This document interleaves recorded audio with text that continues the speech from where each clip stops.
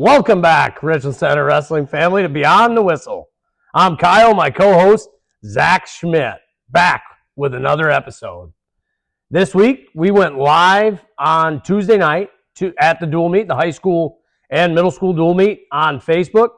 The reason we went live on Facebook rather than YouTube is because you need 50 subscribers on YouTube in order to go live. We're sitting at like 26. We have another high school and middle school dual meet this Thursday. We would love to be able to go live on YouTube for that one. So if you guys could, as soon as you see this, click the subscribe button, go to our YouTube page, Richland Center Wrestling Club's YouTube page, click the subscribe button. That way, when we get to events, we can go live on YouTube, and then you can go to your TV. It's probably got the YouTube app. You can search it. Much easier than doing it on Facebook. Yeah, and we went and bought the equipment necessary to go live on YouTube. Don't think that'll quite work if we have to go back onto the Facebook. But that'll alleviate a lot of the clunkiness, and in the future, we'll just be able to give you more coverage of Richland Center Wrestling. So, yes, if you have not subscribed yet, or you know someone who hasn't subscribed yet, go hit subscribe. Yeah. Aiden, Four Bros, help us out here. Yeah, I did think Four Bros is going to give us do a video this week and get some subscribers to jump over to our channel too. Yeah, I mean, that's the biggest thing. We do this to bring more Richland Center Wrestling to you guys, to the community. Grandmas, grandpas, aunts, uncles, brothers, sisters don't live around here, maybe can't make it to every event. We want to be able to do this more. We want to go to more tournaments. We want to do it right. We want to do it right, and be able to really cover Richland Center Wrestling from high school, middle school, youth, all of the summer events, right? Like, there's a lot of wrestling that goes on in here, and we want to be able to bring that to you guys, on the day of, and not have to videotape it and then come back. So, and at the end of the day, it's only going to provide more opportunities for the club kids as well. Yeah. That being said, though, at said duel on Tuesday, we did pick up our first dual meet win of the year. We beat Kickapoo Lafarge 47-17. Notable matches from there: Kamani wrestling on varsity picked up a tech fall, and then the three falls from Brock Barrett, Caden Stibbe, and Tate Perkins. And so they slid Kamani into 132. Yep. And then bumped Barrett to 38, and then Stibbe wrestled 44. Is that correct? Yep. Solid. Good to get Kamani in lineup. We've been saying it, right?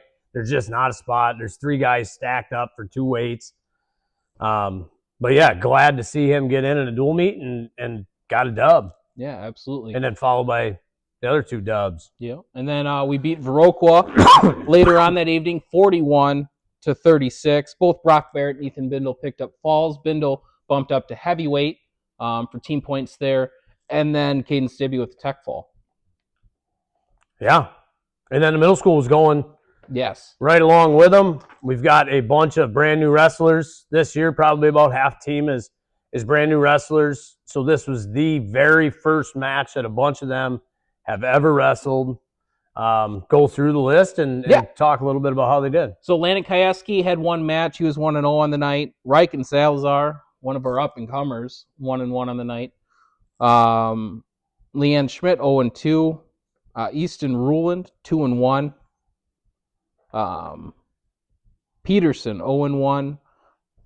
Evan, not Ethan Haiti, 2-0. Yep, you guys called him Ethan once or twice on the live stream. That's all right. We'll get better. Evan, trust us. Cook was 0-4. Baxton Miller was 1-0. Aurora Addison 2-1. Unfortunately, Aurora Addison at the Riverdale tournament this last Friday dislocated her elbow, so her season's kind of in jeopardy at this point. Not sure how long she'll be out for, but I'm sure it'll be a decent amount of time. It was good to see her come down to River Valley on Sunday, the club-sponsored tournament. She came down, good spirits, cheering her teammates on. I mean, they didn't have to come, but... And that's how you build team camaraderie right there. Absolutely, yeah. Yep, absolutely. And it was good to see her, good to talk to her. Obviously, I wasn't there on Friday night when she did it. Not ever good to go down, right? Nobody likes to see injuries, and it's part of the sport, unfortunately, and you try to limit them as much as you can, but still not easy to see them. Correct. So, yeah, speedy recovery to her. And we look forward to getting her back on the mat at some point. And then Silva was 0-2. Cash and Larson 1-0. Aiden Ewing 1-1. Austin Ewing 3-0 on the night. Unfortunately, he is now in a boot. He has a hairline fracture in his ankle. It sounds like 2 weeks. They're going to reevaluate, do another scan, and see where they need to go from there. Lemke 1-1, and then Jelenik 1-0 as well. So pretty productive night from the middle school kids. You were on assignment, so unfortunately you weren't able to be there, but Mac Attack, he ran the show, handled it fairly well. Yeah, so. And it was a long night of wrestling. There again, we're looking to change depending on, like this week, we don't have all the lineups yet. DeSoto doesn't have that big of a team, but if the other team brings a lot of kids, the high school, typically they would ride together on the bus, the middle school and high school. The high school weighs in at 5 o'clock, so theoretically, the middle school could fire up right at 5 o'clock, get running, run for an hour, stop, do the, I assume they're probably getting, they did parents' night Tuesday, right? Yep. But senior night is probably senior, youth, and t-shirt night. Yeah, so let them do that stuff and then fire up, just so we're not, an hour behind the high school getting done again. So look for some of that coming out. Not sure, again, we don't have all the rosters to know how many matches we will have. But yeah, to your point, free t-shirt night coming up Thursday night. That always draws a crowd. And then throw the middle school, high school, senior night, and all the youth kids in there. It should be a good time. Absolutely. This last weekend, both the boys and girls had scheduled meets. The boys at the Ithaca Western Invitational and the girls at the Westby Girls Invite. Unfortunately, due to inclement weather, our teams were not able to make it. Yeah, and I understand, right? We had it was a tough Friday night for Richland Center with wrecks, slippery roads, and I get it. It's the biggest thing I see is like our girls had eight events scheduled on the year. Now we lost one, so now we're down to 7. They have the ability to have 14, right? So we have to, and I don't know, maybe it's double booking someplace, and you drop out of a tournament late in the year. I don't know what way around it. I mean, I get the basketball team was going to Kenosha. You can't let the wrestling team go and then cancel the boys basketball to Kenosha. But yeah, I mean, now we're down. The girls are down to 7 events on a year. I mean, if you're getting 25 matches in, maybe, and you can have up to 50 matches going into regionals. Before regionals. And there are girls that are going to have 50 matches going into regionals, and especially with the young team, mat time is a thing, experience is a thing, and I understand, why they canceled this weekend. However, in the future, next year, the year after, what do we do to make sure that we stack up these weekends enough to get, if one does get canceled or 2 get canceled, we're still getting some mat time in, right? Yeah, I mean, the biggest thing is just filling the schedule up. Yeah, filling the schedule up. There's more and more girls events all the time, more and more girls and JV events, because that's another thing. Our JV doesn't have a lot of events either. And if we're looking to truly build JV, we got to get some of those JV kids going and wrestling more tournaments too. So. And I get events are difficult. I mean, there's only so many Saturdays during wrestling season to get to tournaments. And I think for the most part, even on the boys' side, we have a decent amount of tournaments that we're in. I think we were still 2 events short, so now a 3rd. Yeah, and it's hard when we don't have, it'd be easy to fill those events with dual meets. Yep. Right, which I think in the future at some point, maybe not, they're going away from the conference duels. And then we would have those conference dual meets put back in, so then our boys' side would be good. And as girls wrestling grows, we could put some girls dual meets back into the conference. But right now, I mean, teams aren't big enough yet to team up, to pair up well enough that to make sense that everybody's going to get a match and stuff. So, I mean, I look at the girls I foresee is going to be mostly tournaments for a while. There's a couple teams that did dual meets this year, but very few. I mean, Kickapoo came to town, right? Mm-hmm. We could have had an event there. Now we've wrestled those girls at 4 or 5 times already. Yep. So do you really want to see them again at a dual meet? Maybe, maybe not. You could have paired up that. I don't know what the answer is to the Saturdays and the snow days, and we dealt with it when we were in school too. But it was I don't remember tournaments necessarily, but I do remember plenty of dual meets getting canceled. And the worst thing was when you would make weight, you know, at 2:00 in the afternoon, you made weight, and then over the intercom, they're like, "Oh, all after school activities are canceled." And it's okay. That's not fantastic, but I don't remember tournaments, but I do remember plenty of dual meets getting canceled too. Well, the nice thing about a dual meet is those are fairly easy to reschedule for the most part. Yeah. Because, I mean, obviously you can have those on most weeknights. Yeah. Obviously the Saturday ones are difficult. It just is what it is when you can't attend those. So. Yep. Viroqua. We took a couple kids down to Viroqua Saturday. Your kids went down to Viroqua, or just Sebastian? Just Sebastian went down to Viroqua. He got first place. Yep.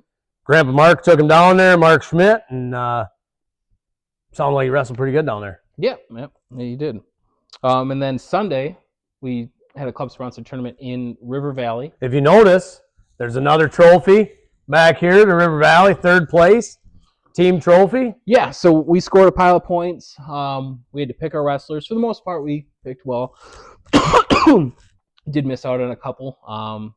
But yeah, I mean, we scored 140.5 team points, finished third, had 6 champs. 7 points off the... Yeah, 7.5 points from first place. So we were close. Yeah. A couple matches went differently than we probably could have brought home the gold, but we're going in the right direction at the youth level. I mean, it wasn't all that long ago where you'd go to these youth tournaments and you'd be lucky to have 5 Richland Center Wrestling kids there. And this last weekend, I believe we had 27. So and we're 2 for 2 right now. For technically 3 for 3 if we count ours. Yeah, we didn't put a team in, but when we ran the numbers after the tournament was closed, we won that one too. So yeah, 3 for 3 in placing this year, and our club sponsored tournament's pretty cool. And I mean, the parents are kind of watching the team scoring throughout the day. I know the coaches are. Some of the kids are coming up. Like, that team aspect of it is fun as well. I mean, if there's one thing that we're really firing all cylinders, it's team camaraderie. Yeah. We had a pile of kids stay all the way until the end of the tournament, much longer after they were already done. Are we going to place? Are we going to get a trophy? What place are we going to get? So that aspect of it is awesome. A lot more Richland Center wrestling parents and family members sitting together in the bleachers as well. You know, in years past, we've been kind of spread out, doing our own thing, but for the most part, we're sticking together all. Yeah, and it's a fun group, good parents, good kids. Absolutely. So yeah, we had times, if you will. Correct. And of those 27 kids, we did have 6 champs. So yeah. Cade Zimmerman. Yeah. Champ. Connor Crook was also a champ. Sebastian Schmidt, a Saturday champ and a Sunday champ. Miles Ewing, Riken Salazar, which we alluded to there, right? He's a first-year wrestler. He's getting better all the time. He looked good. He looks really good. I mean, if you would come in a room and watch a practice, you wouldn't believe that the kid was been wrestling for 5 or 6 weeks. No. Right? Like, you'd call me a liar and say, he's wrestled for 2 or 3, 4 or 5 years, right? Like, just a lot of natural ability there. And great hips, knows what to do with his hips, gets out of trouble for the most part when he can. I think willing to work, very coachable. Maybe a little conditioning issue on Tuesday night is what I heard at the dual meet, but again, when you've only wrestled that much, that's to be expected. And then 4 bros, Aiden Ewing. Top fan of the podcast. Top fan, Aiden Ewing, champion. He looked good yesterday. He did. Absolutely. So coming up this week, we have a fairly busy week. As we alluded to earlier, go hit subscribe. We're going to be broadcasting live, hopefully on YouTube, the dual meet or the quad for the varsity, and then also the dual meet for the middle school. The varsity, they have a quad, so they'll take on DeSoto, Sun Prairie West, and then Postville as well. So we hope to bring all that coverage to you live on YouTube, as well as many middle school matches as possible. That is also senior night, t-shirt night, and youth night. So it'll be a very busy night. Hopefully we can get a bunch of fans, a bunch of little wrestlers in there as well. Youth night is always one of the best. It's always fun. It's always one of the best dual meets of the year. Youth kids get to run out after the varsity kids. During introductions, they sit mat side, and then after introductions, all of the varsity wrestlers come over, and before they go down their team line, they go down the youth line. So it is one of the best dual meets of the year. And then on Saturday, both the boys and girls varsity teams will be going to Sparta for the Sparta Invitational. Always nice when you can get the boys and girls in the same place at the same time. Yeah, it'll be a lot easier on the coaches. so that way they're not so split up. And then Kamani going to JV State. We missed this last week. We did. He qualified for JV State. JV State will be on Saturday at Wausau West. So wish him the best of luck. He's put in a lot of work. Yes, he has. And it's starting to show. And then we're taking 3 kids down to Fort Wayne, Indiana for Folkstyle Nationals. Both Cash and Larson and Landon Kayeski will wrestle on Saturday, and then Sebastian Schmidt will wrestle on Sunday. Yeah, looking forward to that. Going south, if you will, get out of this cold weather. It's going to be a touch warmer. Yeah, it's like 5 degrees warmer. So 5 degrees, I'll take it. We'll take it when it's going to be minus 40 on Friday here. So sitting in a truck isn't the worst thing to do on Friday. Correct. Looking forward to that. So just to recap, Cash and Larson was a match away from placing at preseason nationals. That was a grade level tournament. So they had 7th and 8th graders there. This one is age level. So and him and Landon will be in the 2012, 2013. So looking to see both of those guys kind of shake the tree a little bit and see how they line up. And then Sebastian as well, right? Yep. Same thing, grade level down there. He's on the younger side. He's on the younger side at nationals this year. But yeah, fun time. Get down there and see what Indiana's got to offer. Yep, always a good time. See where everyone shakes out. It's nice now that it's before our tournament time in youth, just so we know exactly what we need to work on. We have time to fix it. So, thanks everybody. See everybody Thursday night at the dual meet or hopefully live on Facebook or YouTube. Please, once again, know we've said it a bunch. It's probably getting annoying, but go in, subscribe to the YouTube channel. That means YouTube, Blake Muller, if you're still listening. Although I think you logged off 5, 10, 15 minutes ago. But if you are by chance, hit the subscribe button. Everybody out there, we'll see you next week with another episode of Beyond the Whistle.